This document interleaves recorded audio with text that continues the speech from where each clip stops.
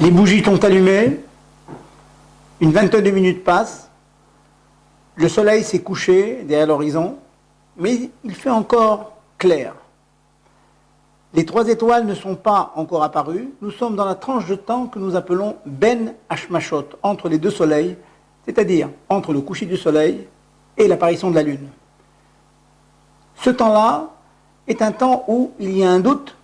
Est-ce que cela est considéré comme le jour, c'est encore la journée du vendredi, ou on est déjà rentré dans le Shabbat? Cela s'appelle Safek Yom, Safek Laïla. C'est un doute. Dans la mesure où c'est un doute, il est rigoureusement interdit de faire une melacha, d'allumer le feu, de cuire, bien sûr, d'allumer les lumières. C'est un Safek de Oraïta, c'est un doute dans un din interdit par la Torah. Par contre, retenez bien que nos sages ont permis de transgresser en quelque sorte une interdiction qui est midérabanan, qui est instaurée par seulement les sages, pendant cette période, selon le fameux principe de Safek derabanan lakula, lorsqu'on a un doute dans un din, dans une loi instaurée par nos sages, eh bien c'est la kula, dans le doute on permet. Prenons des exemples tout simples. Le plus frappant, le plus marquant, c'est que demander à un non-juif de faire une melacha, allumer la lumière, rebrancher la plaque, la plata de Shabbat, allumer le feu, tout cela dans cette période, dans cette tranche de temps qui s'appelle Ben Hashmashot, entre le coucher du soleil et l'apparition des 3 étoiles, on peut demander à un non-juif de faire une melacha pour nous, les tzorech mitzvah pour les besoins d'une mitzvah. Exemple très très simple, lui demander de rebrancher la plaque qu'on aura obligé de brancher, d'allumer les lumières de la cuisine, des toilettes, de la salle à manger, le cas échéant.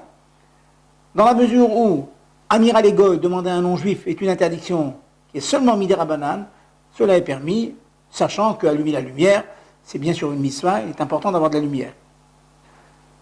Autre cas, Eroufé Ratzerot.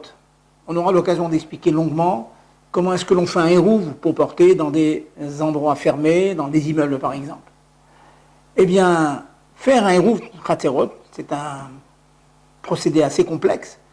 On peut le faire Ben Hashmashot. Les Chachamim m'ont permis, car c'est seulement une interdiction midérabanan, et c'est une mitzvah de faire un hérouv pour pouvoir porter, Bessimcha, dans la joie de porter.